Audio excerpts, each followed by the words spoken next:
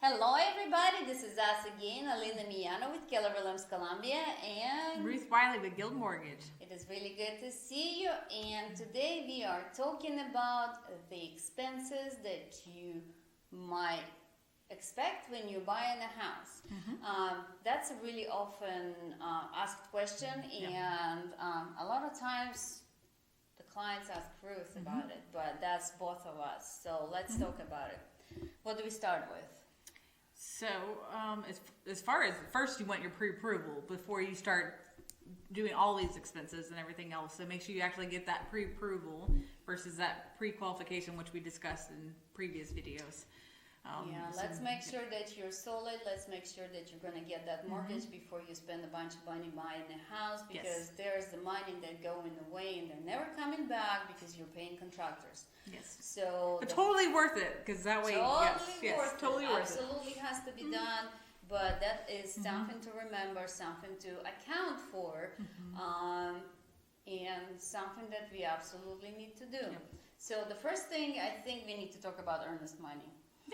Earnest money is from the lender side. Earnest money have to be traceable, right? Yes, it has to be traceable. So something you want to do, like a money order, cashier's check, something coming, preferably from your bank. Okay, no cash from under the mattress. No.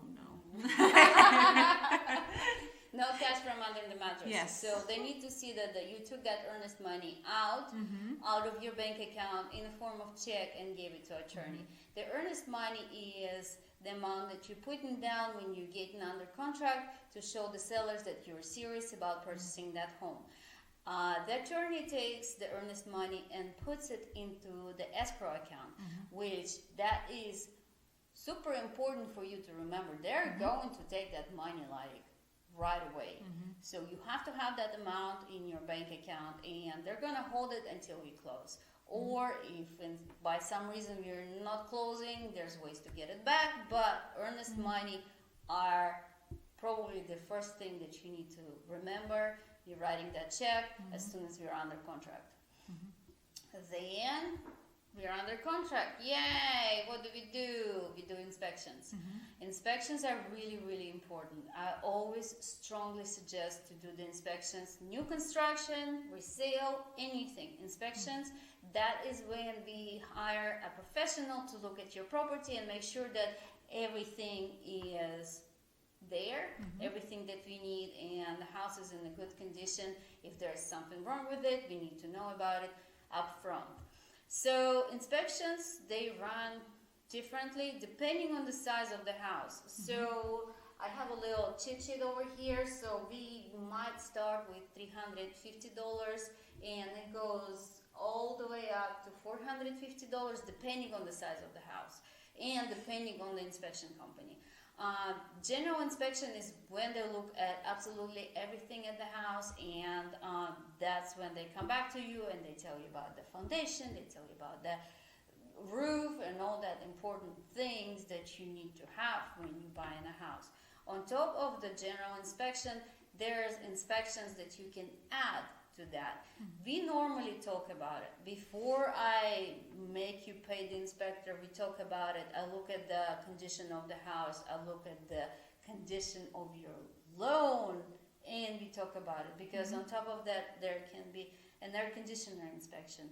There can be a termite inspection, which is actually really important if you're purchasing a house with VA loan. And what else? Like most down payment assistance programs, like South Carolina Housing, then they're going to require that. Termite inspection is really not that expensive. It's about $100 depending on the company that you're hiring to do that. Needs to be done, we get it done. Air conditioner inspection, sometimes it's important to inspect that part of the house, because if that goes bad in South Carolina, that's a really... We can't survive. We can't survive in South Carolina without air conditioner. Well test.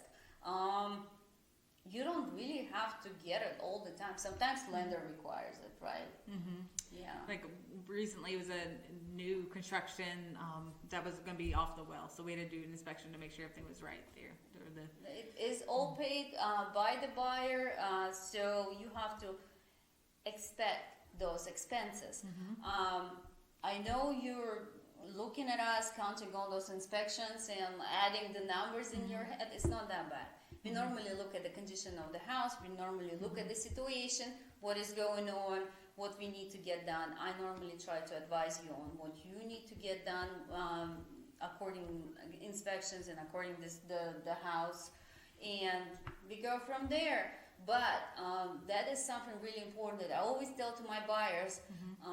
If by some reason, in any case, we get out of the contract, you don't want to purchase that house, the money that you spend on the inspections, you do not get them back because you pay the contractor to do their job. So this is gone, you have to remember it. Again, we talk about it with every particular situation is different, and I try to help you as much as I can. And on top of the inspections, when we're done with the inspections, if we are proceeding with the purchasing a house, we get the appraisal. So the appraisal would be another thing. So the appraiser is going to come out and do his or her own inspection too. So there could be something that pops up as far as with the appraisal that might need to be fixed before we can actually close as well. So that appraiser, not only is he going to deem his or her own value, but they're also going to say it's either as is or these repairs need to be fixed as well. So how much are they normally? Average is about $550, but it really depends on the location and because that depends on how far the distance they have to travel and everything else, and then also the type of home. Okay, and normally, how are they paying for it? So normally it's paid at closing, but if for some reason all these things pop up on the appraisal, it appraises for way less than what the contract was and everything else, and if you decide to cut ties, if you decide to walk away, then that appraisal will still have to be paid, because then again, they're paying a contractor for doing their job. So I know, guys, it's a little bit confusing. Probably you're not buying a house every day, and that question we always get on the expenses. So anytime you need any help from us, please let us know. We do accept faxes. Yes. And then what else? Like, call, text. Call, text, pigeon. Eagle, pigeon, anything you need.